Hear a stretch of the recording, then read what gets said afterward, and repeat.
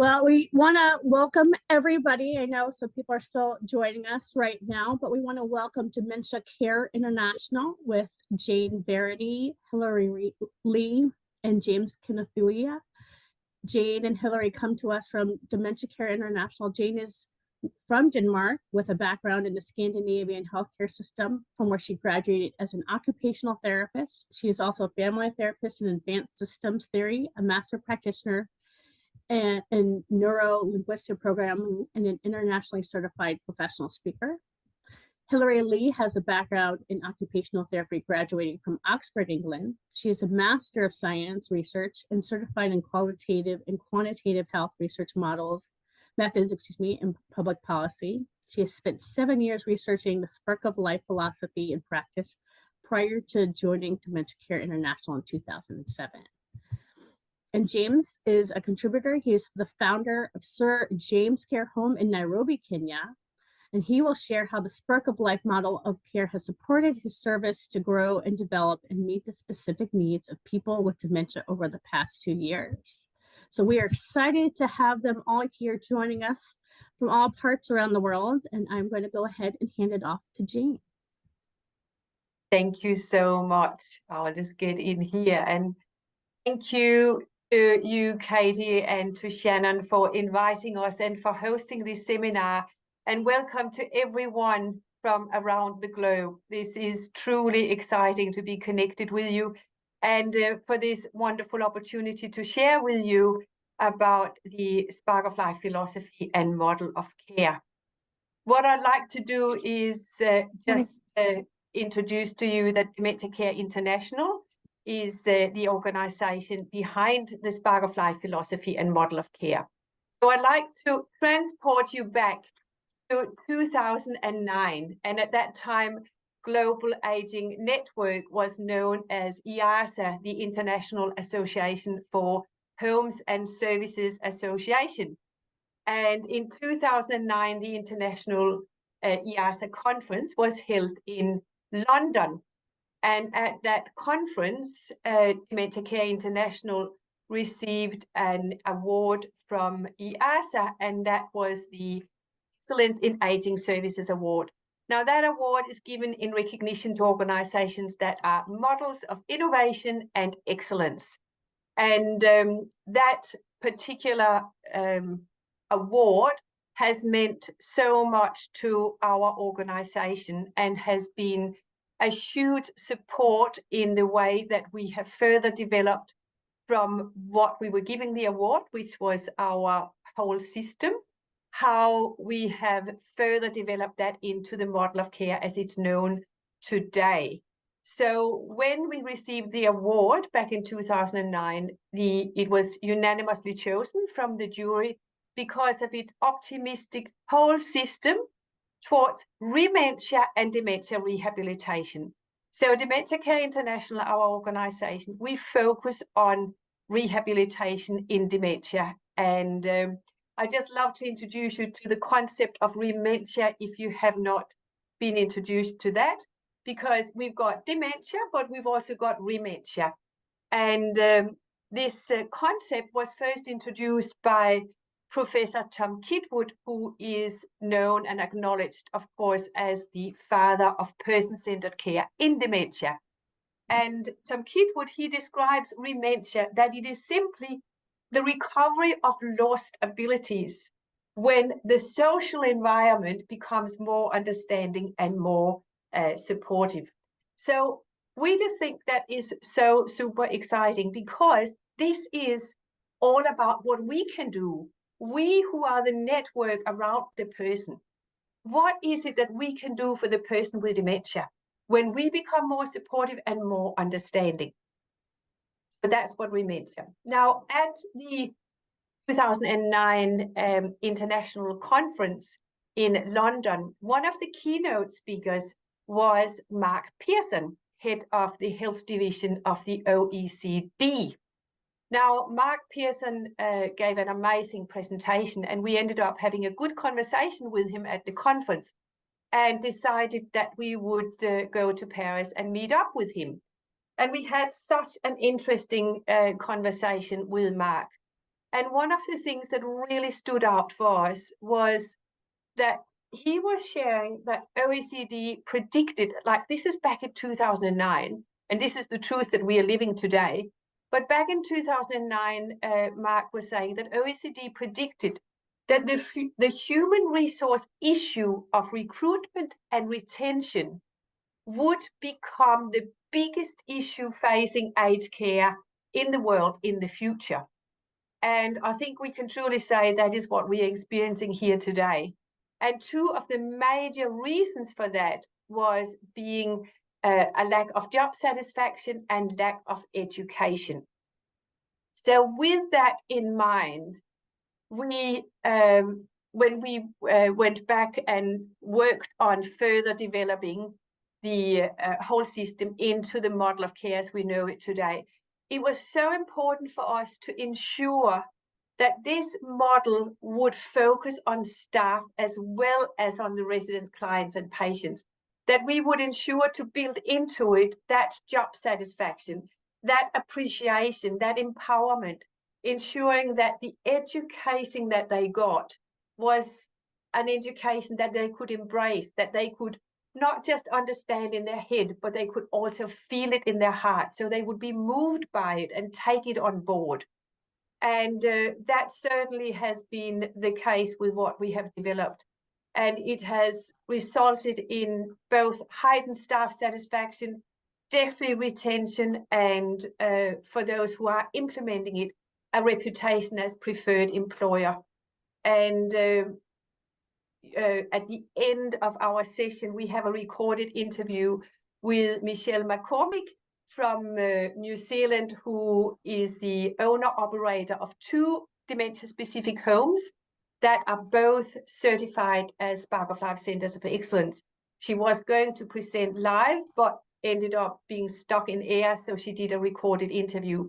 But she will be sharing of exactly what this has meant for her organization, with staff, with people actually contacting her if they can come and work there. So focusing on the human resource, focusing on staff as well as the resident clients and patient is something that is just so important for us and of course for the end result for everyone.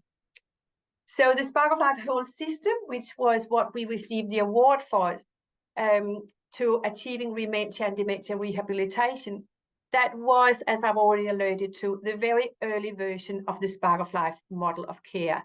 And prior to receiving the award, the whole system was implemented and field tested really only in Australia and New Zealand.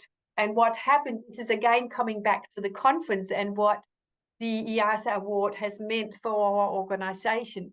Because of the award at that conference, there was such an interest from leaders from all over the world in finding out how could they bring the Spark of Life whole system to their countries.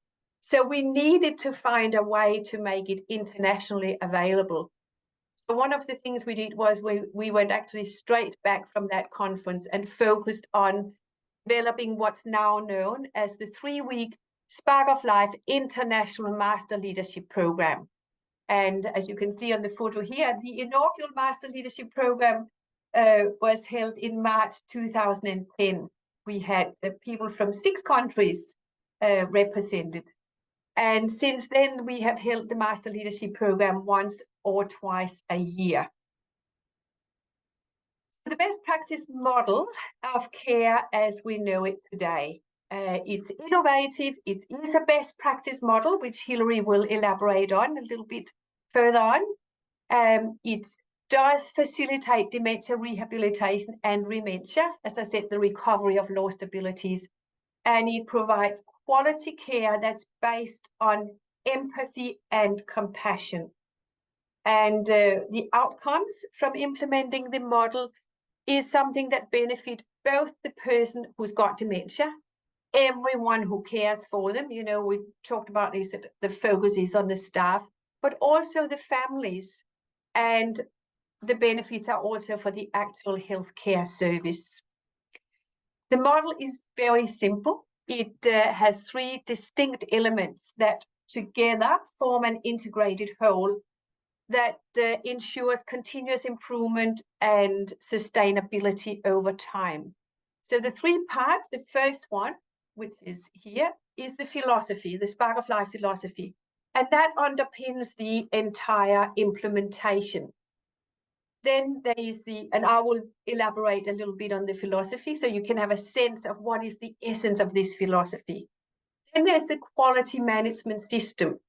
And the quality management system offers a structured way of implementing the whole philosophy, because it's all about how can we implement this philosophy embedded into a care culture.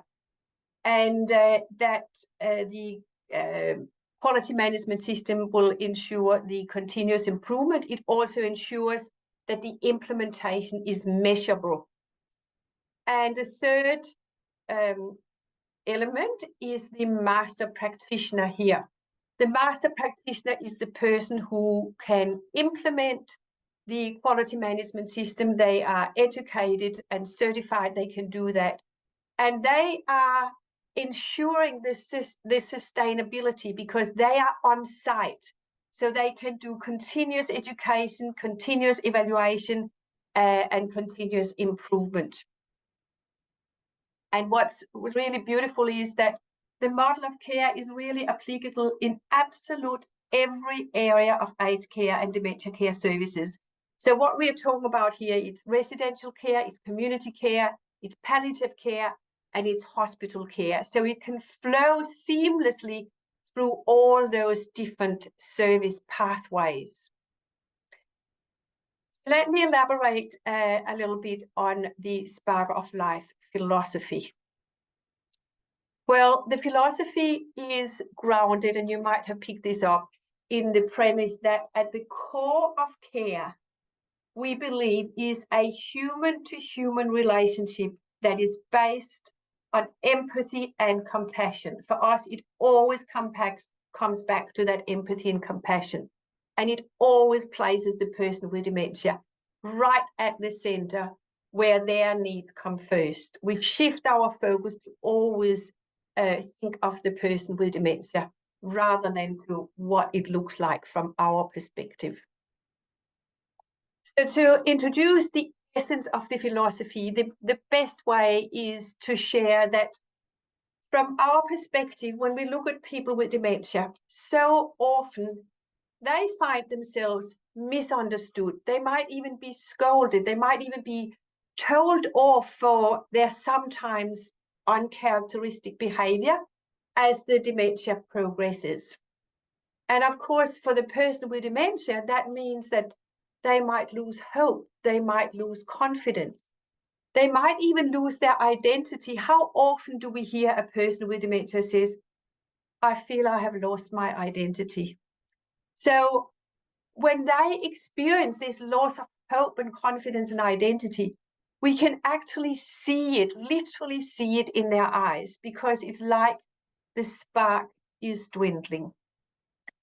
But when we, who are the people around the person with dementia, when we shift and we begin to really connect with the person with dementia, with kindness, with empathy, with compassion, that genuine love will show in our eyes. And that is what the person with dementia instantly connects with. It's like it gives them that spark, that inner spark that gives them the will to live again. So at the essence of the Spark of Life philosophy is simply to connect with empathy and compassion and to reignite that spark inside the person. Because when we ignite that spark, it's like from within, they want to connect with us. They want to mobilize their dormant abilities. It's not something we can ever tell a person to do. It has to come from within. So we always say we need to make ourselves irresistible so they want to connect. And when we implement the philosophy correctly, it facilitates dementia rehabilitation of the cognitive abilities, which of course is something we don't always talk about. And sometimes we actually believe it's not possible, but with all the science we have today, it is very well proven why it is possible also for people with dementia to experience rehabilitation of the cognitive abilities. So I'd like to show you an example of rehabilitation in action. So this is showing the Spark of Life philosophy in action. You're going to meet Rita, and I am connecting with her. And this is the first time we are connected. And what you're going to see in this very short piece of video is how Rita moves from communicating in body language and using a few words to actually talking in fluent sentences. And you can hopefully experience that unconditional love between us and that focus that cannot be broken. So the key for the philosophy to be successful, it is about how we connect with that special focus of empathy and compassion. It's how we communicate, and it's how we listen. Because listening and truly listening to people with dementia means that they feel they can be heard, and that's what brings them out. So let me share this with you.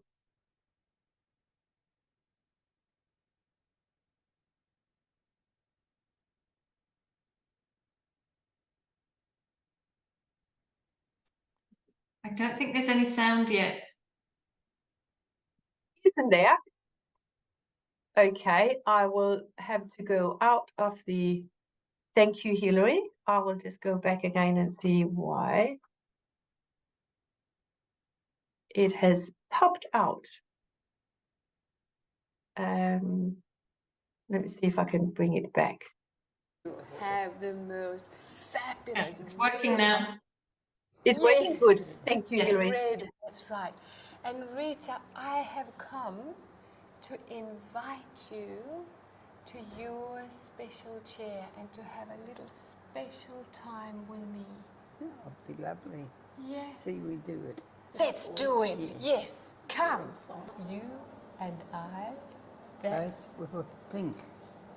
both will think. Think. True. Both will think. Think. Hey, we could make a little tune.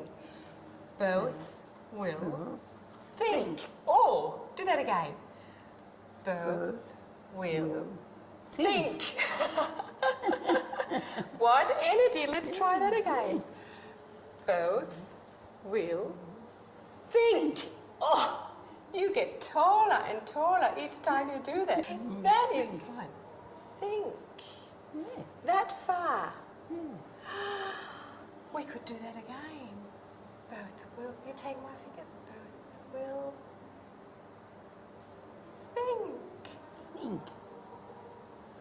It is such a pleasure to be with you. It's marvellous time of our life.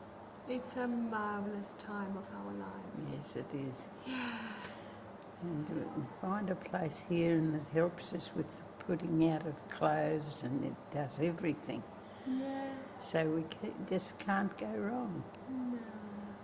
that's true. And everyone here loves you. Oh, thank you. It's nice to be told you're beautiful. Yes, well you But I know that how many others around me are as beautiful. Yes, and they need to be told too, don't they? They need to be told and we must always talk about it. Yes. Make it possible for everybody to enjoy it. That is so true. Yes, You hold the true wisdom of life. yes. I've had a lot of it. I've had a lot of this life. You have had a lot of this life. It's been wonderful. We're a good pair. We are a good pair, aren't We're a good pair. Yeah, And we've done a lot of things together, we have.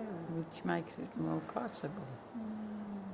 We've done some of the most important things together. Yes, we have. You've seen these before.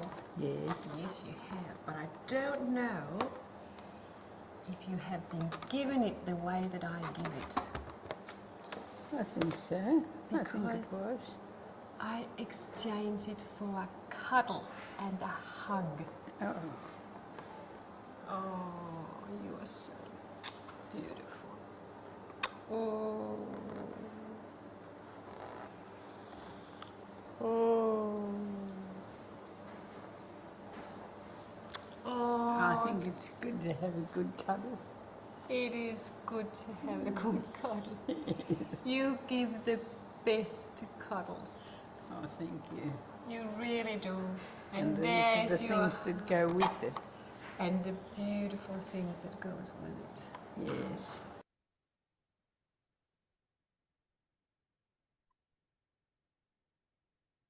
Okay. I just need to get out of it. There we are. Oh no, sorry. Beautiful ring. I meant to. I am having a little challenge here. We'll get it back. There we are. So can you hear me still? Yes, we can't see the PowerPoint yet. All right. I wonder why. So let me just go in and do a screen share. This should bring it. Can you see it now? Yes. But it's not doing. Can you see this? Yes. Okay, so you can actually see an example of rehabilitation in action. Yes. Ah, good. So hopefully by seeing that little piece of video, it is the essence of the philosophy. It's about how we connect, how we communicate, and how we listen. So when we implement the philosophy, it also offers practical solutions and skills for staff to solve truly genuine solved behaviors of concern with long-lasting effects. And it means that we can reduce the need for psychotropic medications. When we look at what is really important about the philosophy, it is to really be aware it's not a question of time. It is about it is about the quality of the time that we spend together. It's about how we use that time to bring out the very best in the person. So it's a choice that we each make each and every time we are connected. So when we implement the philosophy, there are two programs. First of all, there's the educational program for all staff, for all volunteers, families in the community. And then there is the rehabilitative program for the people with dementia. So first, I'll just share very briefly about the educational program.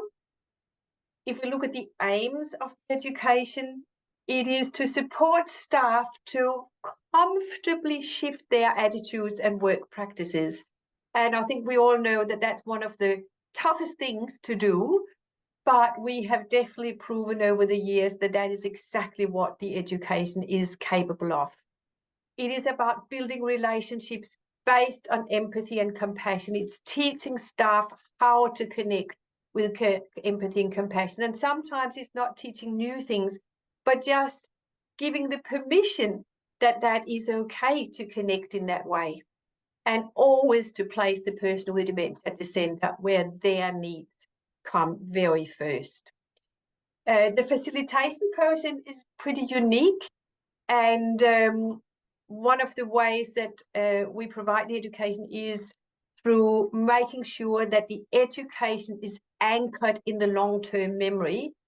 And we find that that works. We meet people who've been to education 10 and 15 years ago, and they say, oh, I remember that story, or I remember exactly what you taught me. I'm still using that and it's working.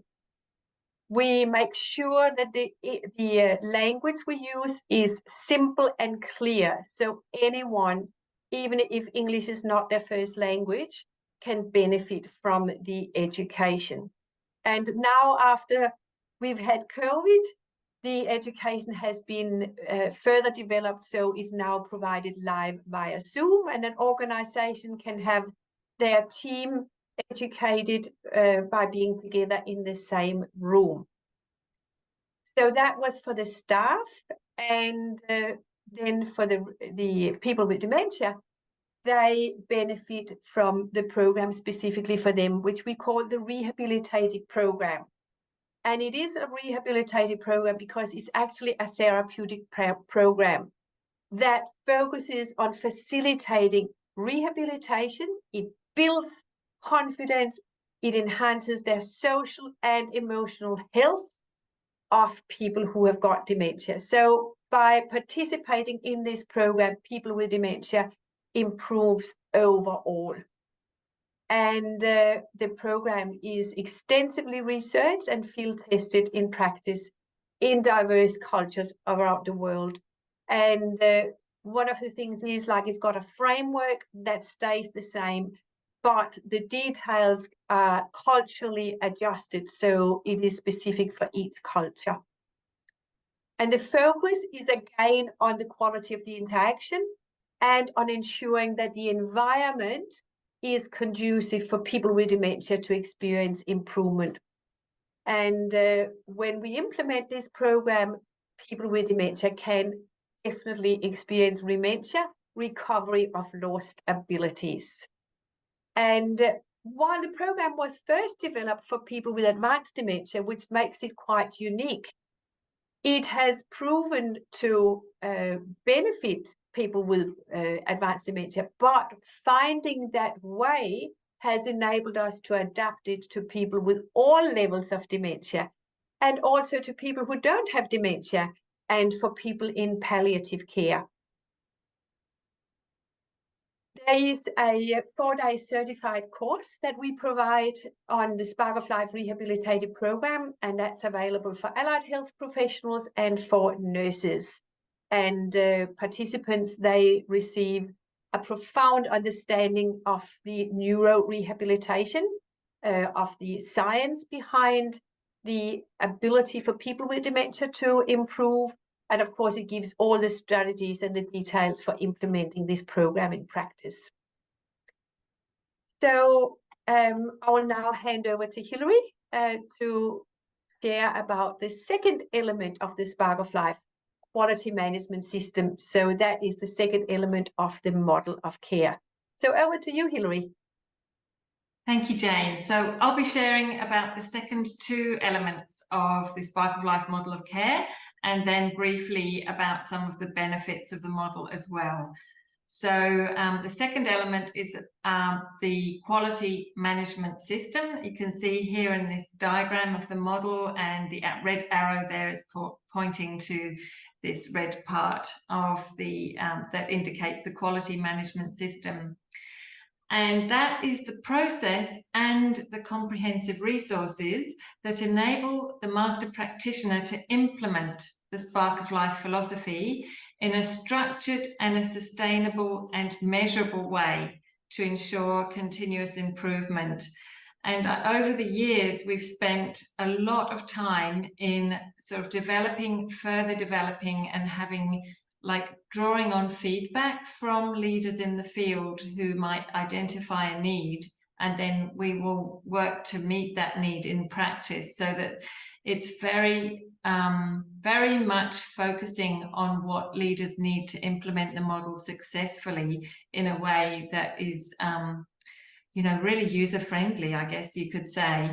And one example of something that we've developed is a particular guide to implementation and evaluation that takes the master practitioner step by step through what to do. So it's like a guidebook that we've developed. And we've also developed educational resources that they can implement for their team members that are tailored for the level of the staff member in the home. So they're quite specifically developed so that they meet everybody's needs. And we've also developed specific evaluation resources, because that is quite a specialized need for implementing such a model of care in aged care. There is often tools that look at deficits and identify deficits, but there are less tools really available to identify when people improve, when there are improvements. And so we've really developed something quite unique that the master practitioners can tap into there and use to evaluate and demonstrate continuous improvement in their services. So just moving on to the third element, and that's really describing the Spark of Life master practitioner, and I'll bring that one alive to you too. So you can see here in the diagram of the model, here's the master practitioner. They're a very essential part, and they're the person who activate and drive the quality management system. The master practitioner is responsible really for the meticulous implementation and evaluation. So, of course, they are trained, and we'll tell a bit more about that in the next slide. So the Spark of Life Master Practitioner, they actually become certified, and they have successfully completed a 3-week intensive leadership program that we provide. And this program has been designed for healthcare leaders who have a pioneering spirit, and they're from organizations that at a CEO, executive and board level are really fully committed to implementing the Spark of Life model of care. So they're really going to give the master practitioner the support and the encouragement and the resources that they may need, including time, to actually implement the model. And that's a very vital component of implementing the model. And what we have developed now that we run, as Jane was saying, at least twice a year, is an international master leadership program. And this is available via Zoom, as Jane was saying. Also, since COVID, everything's been transferred to be online. Of course, makes that much more user-friendly and cost-effective for everyone involved and convenient. So we run the Master Leadership Program, and it's provided firsthand by both Jane and myself. So we're the two leaders of Dementia Care International, and of course we both together developed the Spark of Life model of care and the Master Leadership Program. So leaders and participants who come to the program really learn from the horse's mouth. They learn, like we really have all the details and the knowledge that we can provide comprehensively, and it's not been watered down in any way. So we can answer any questions they might have, and they get a very, very incredibly thorough, comprehensive course that really, yeah, I don't think there's anything like that globally available at this point in time. Our next program is coming up on the 28th of October 2023, and it runs for 3 weeks through to 17th of November 2023. So if anyone is actually interested, we do actually still have places, and please feel welcome to contact us, and we'd be happy to tell you more about that. And one special kind of support that we have developed and evolved that's provided for the master practitioners once they've become certified as Spark of Life master practitioners, and they start to embark on the implementation of the model. That's when the continuous expert support and professional development program commences. That's like ongoing further development, professional development and support that we provide. It's what you could describe as an ongoing supportive partnership between Dementia Care International and the healthcare service, and really specifically its master practitioners. And this program provides each master practitioner with the continued guidance and mentoring in regard to implementing of the model of care. So they're like, for example, bi-monthly educational teleconferences that might be on specific topics for further development. There might be something that's been identified by the master practitioners themselves they'd like more knowledge on, or there might be something that we've developed that we really believe that would be helpful for the master practitioners. And we provide a lot of individual mentoring, which I think that the two master practitioners who are sharing later today will probably be touching on and explain the value of that to them as well.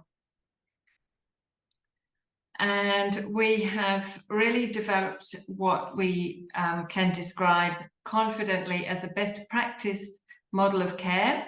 And there are a few reasons for that. It's firstly got sound foundations, both scientific foundations and humanistic theoretical foundations. It's grounded in clinical practice, so it's really been, in a way, developed in practice and exceptionally thoroughly researched over many years, and also field tested on all 5 continents in diverse services, in diverse cultures. Yeah, the diversity is quite exceptional, and the outcomes have been wonderful, really, on all of these continents. So also in the development of the model of care, we utilised best practice protocols. So that's really the steps and the sequence for developing the model of care, followed specific best practice protocols. And in practice, like when the model is actually implemented, it also meets the World Health Organization definition of best practice, and we'll share that with you here. So the definition of best practice, according to the World Health Organization, is a technique or method that, through experience and research, has proven to reliably lead to the desired result. And we can totally stand behind that. So just touching on some of the benefits of implementing the model of care. Firstly, for an entire service, when adopting the Spark of Life model of care, it offers benefits at every single level of the service. So that includes significant health outcomes, elevated care practices, and heightened staff satisfaction. And as one of the things that you mentioned earlier, Jane, that's really touching back on what was identified by the OECD as a really significant need, especially in the current times, to meet the needs of the staff when we're really experiencing incredible challenges of staff turnover, and actually finding enough staff to work in aged care to actually be able to achieve staff satisfaction is a very high priority at this particular point in time. Also, one of the other benefits from implementing the model of care is a new level of accreditation and auditing outcomes. They can be achieved, as well as a strengthened reputation as a preferred care provider and preferred employer. And I know that Michelle McCormack will be touching on that shortly as well. So this is just introducing you to some of the benefits for the entire service. So with that, I'd really love to actually hand over to the first of our Spark of Life Master Practitioners who's here today to support this presentation. And so firstly, James Mabatia Kanuthia, who's the founder of the Sir James Care Home in Nairobi, Kenya. He's also a Spark of Life Master Practitioner. He did his course in 2021.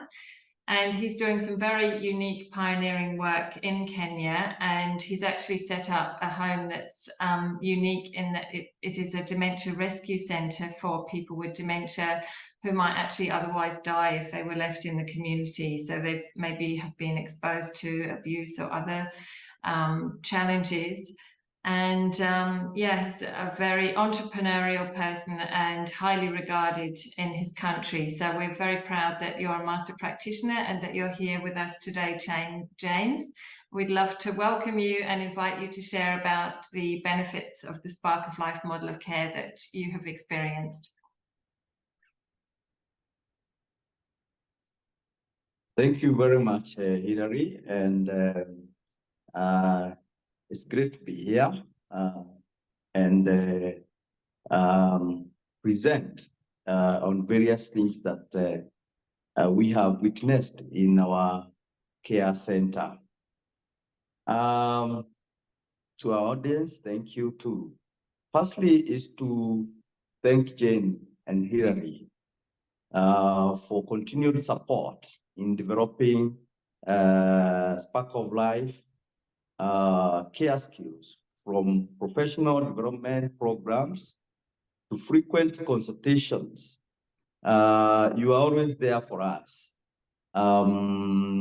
And we really thank you and for continued mentorship. We have become better leaders than any other time before, I suppose. Also, we have other benefits, especially you find families have benefited from the adoption of this model. And families feel more confident to come out and talk about dementia. Also, they are more confident to let us give them service in our center.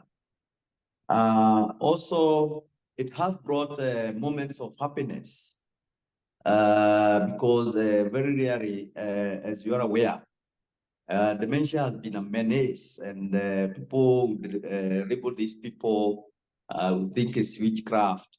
So it brought happiness that they can come out and have great moments, especially in our center where they do games and playful games. So you find everyone sometimes is smiling.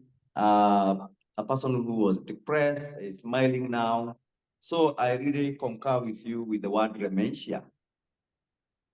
Also, we have our staff, thanks to the Dementia Foundation for Spark of Life for having done a lot in educating and sponsoring our staff in the dementia rehabilitation program. They feel empowered and more confident to care for people with dementia or living with dementia.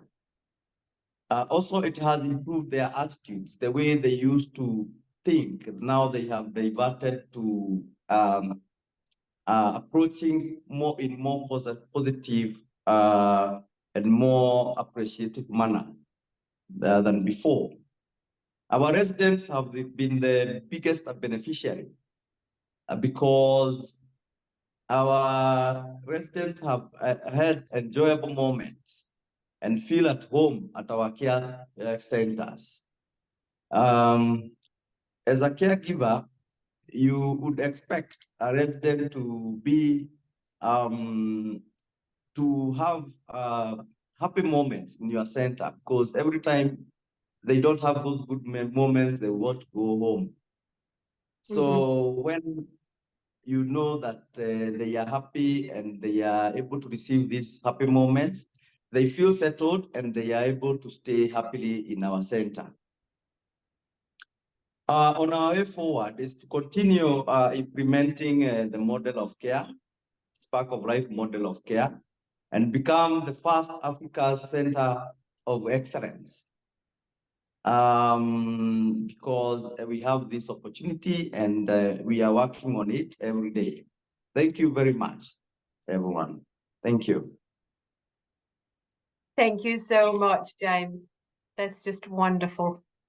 Really appreciate your contribution.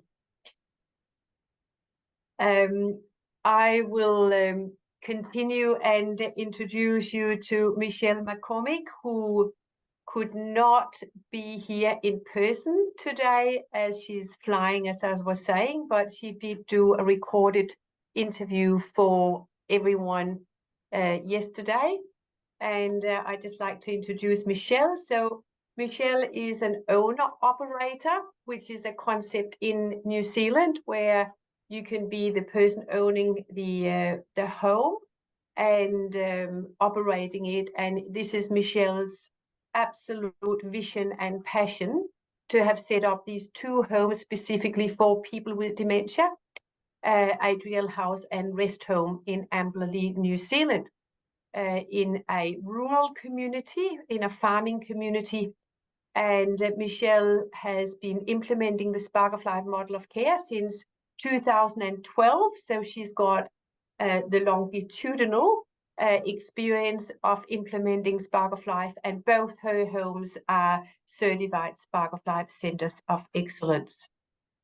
So I'd like to hand over to Michelle, and hopefully the sound is working this time. So Hilary, if you could just let me know if it is working. Yes. Oh, what happened?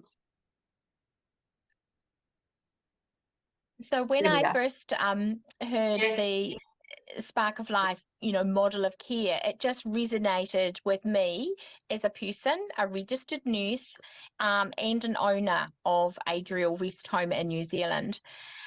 We are out in the country. We do a lot of things that you would normally do if the residents lived at home. And so with the Spark of Life, that's what our staff were able to learn and do with our residents. And they get invited every day to join in and assist with different chores around the home. They have chooks to feed, they have lambs to feed at the moment. The gardener invites them out to help mow the lawns, do the garden. We even had a relative the other day ring up and say, could I bring my gardening gear and repot, replant the raised gardens outside and invite some of the residents to come and help me? And I go, yes, that's just wonderful. That means that, relatives are coming to visit and they see the importance of meaningful activities, for our residents, and they are now inviting them to come and do that. And then she's going to come back every day and actually be in charge of like watering. And she's said, that she's going to invite the different residents to do that as well. And so that then just makes it a big family, and everybody just feels welcome. And by them doing that, the residents themselves, they want to get up in the morning, they're going outside, they get their exercise without sitting around in an exercise group and falling asleep, and it just keeps them really healthy. It's natural. They get their vitamin D from the sunshine, and just everybody's happier. Certainly don't need any sleeping medication at night to help people, go to sleep. They sleep really well because they've been really active during the day. And the staff, they learn how to communicate, and they learn the correct words to say and give the residents simple choices, so that then it puts that independence back onto the resident themselves. They are able to make the choices and they feel truly listened to. And the time is actually taken, to just give them however long it might be, to dress themselves or go for a walk down for breakfast or meals, or even eat their meals, those types of things. So that in itself keeps all their muscles strong, and also, just gives them that good feeling that they've actually done something, and they're still able to do that, and so they keep that independence for as long as possible. And with the Spark of Life and the training modules that come with it, they're really, really easy to involve staff in. They're really practical, and it's something that once the staff have learnt the basics about the Spark of Life philosophy and how to communicate with residents to get that, interaction with them, then they can instantly go out and put that into practice with our residents, and they can actually see results, and then other people can see that too. And so a lot of the learning like that is, from the practical experiences. And it just makes such a difference for our residents. And that's certainly picked up by external auditors.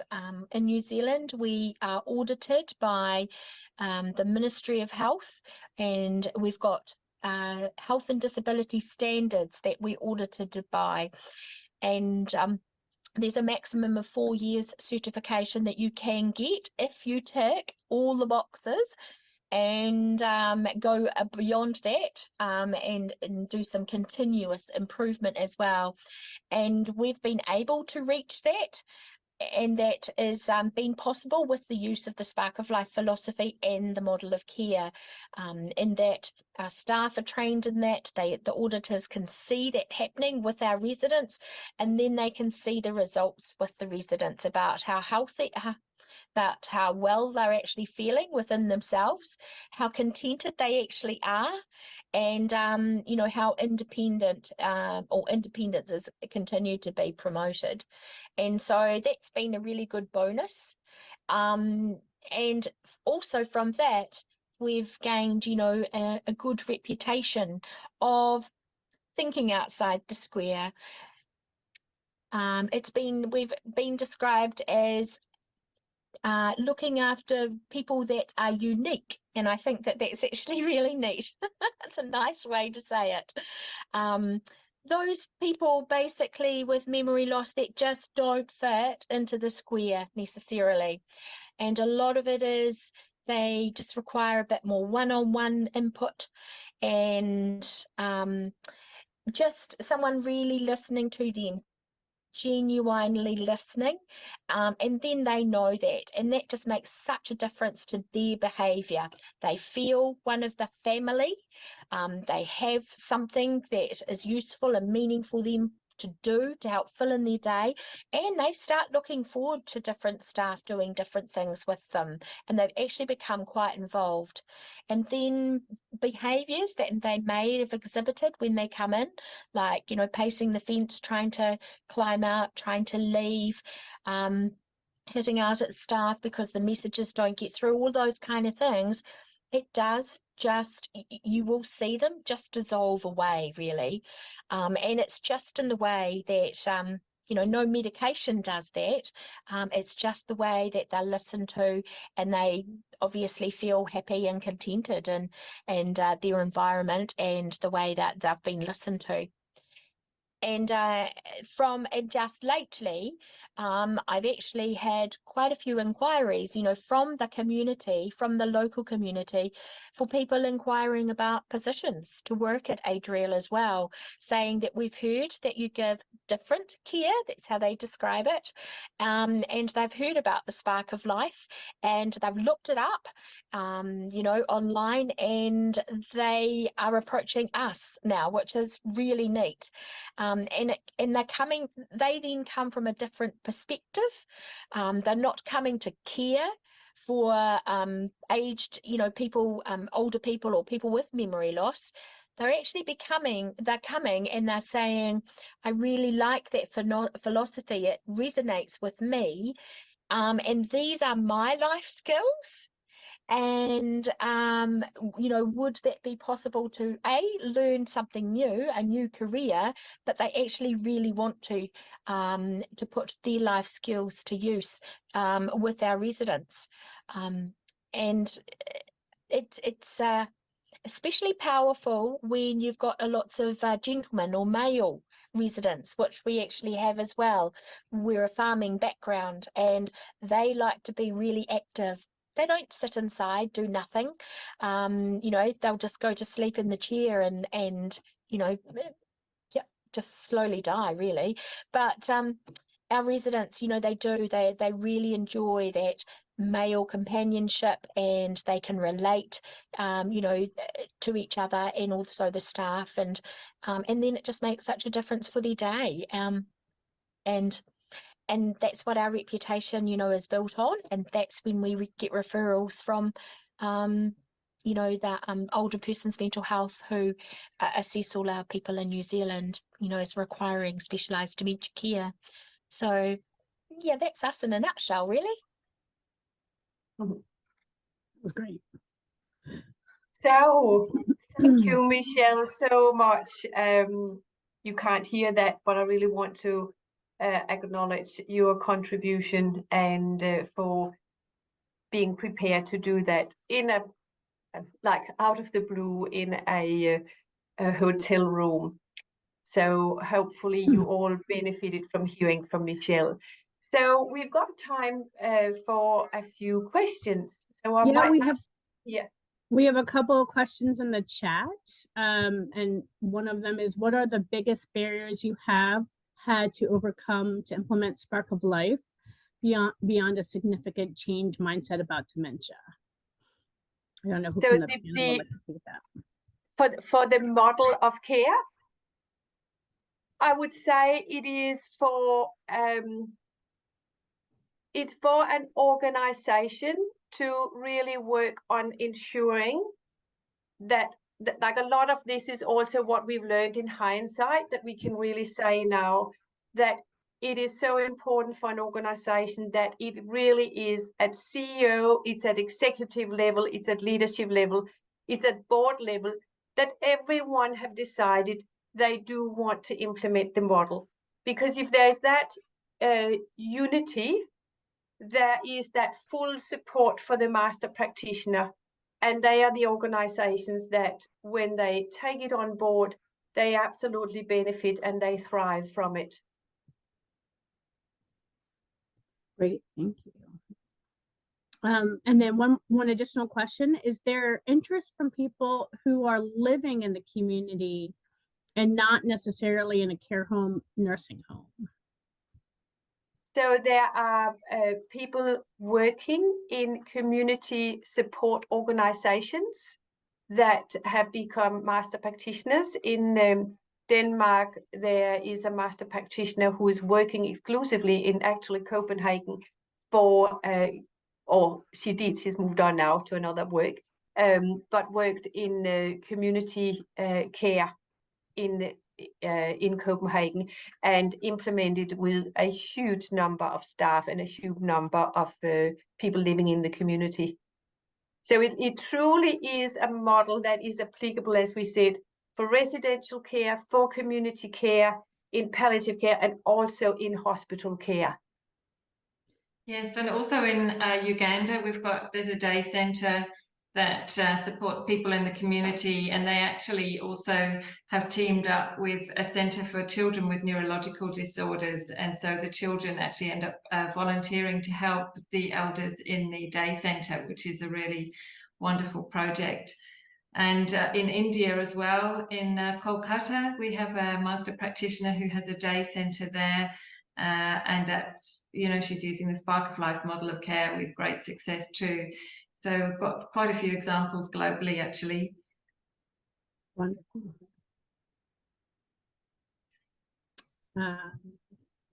Any other questions from our participants? Just a quick question. Have you noticed if there has been any cost decrease or increase attached to changing to this model? Has there been some measurements there? Absolutely. So it is an investment upfront. However, there are so many direct and indirect benefits financially. So there are, first of all, the whole extra cost of recruiting staff. When you can retain your staff, there's a huge saving there. And then all depending on the cultures and what the funding model is, but when you reduce the psychotropic medications and the sleep medications, that is reducing a cost there. When you've got less falls, when you've got, we haven't even talked about this, but when you've got less falls, when you've got less skin tears, there is a great reduction there. There are, when you've got less challenging behaviors, you've got less incident reports, your whole reputation is increased, and all of that also have a financial value. So yes, there's definitely a lot to gain financially. Thank you. We have one more question. Is there any master trainer of Spark of Life model in Nigeria? Oh yes, there is, and Elizabeth and Olayinka, and Elizabeth in particular has set up, Hilary, is it 6 or 8 day centers now? I think she's got 8 day centres and one care home, a new care aged care home. And the very first aged care home in Nigeria for people with, specifically for people with dementia, and she has raised the funds herself and set that up, and that's in Lagos. That one's in Ibadan, and I Oh, think sorry, the in centre in Ibadan. Lagos. Yeah. Yeah. Yeah. Thank you. So that's Elizabeth Aina Scott. She's all the master practitioners. They're all on our website. If you're from different countries in the world and you're wondering, where is this implemented? If you go to the Dementia Care International website and there's a community section, you can go to the different countries and identify the one that you're particularly interested in and see where it's being implemented. I'll just put this slide up while we're talking about that. You can contact us here. Yeah, and also please do email us if you want to find out about any of our, we have 1-day courses, 4-day courses, and the 3-week International Master Leadership Program as well. And please email us if there's something particular, or even if you want to just connect with us and have a talk about the educational needs of your service. And we'd be happy to, discuss with you and find a way to solve any issues that you might have. Well, Jane, Hillary, James, and Michelle, thank you all so much for such an amazing model that you've shared with us. I know we have all just been astounded by not only your reach and your breadth, but the hard work that you have done in implementing it around the world. So we greatly appreciate you joining us so late in the evening. But we hope to hear from you all again, and we will, of course, share the resources via our website as well. And we look forward to seeing you all again soon. Thanks so much. Bye. Thank you very much, everyone.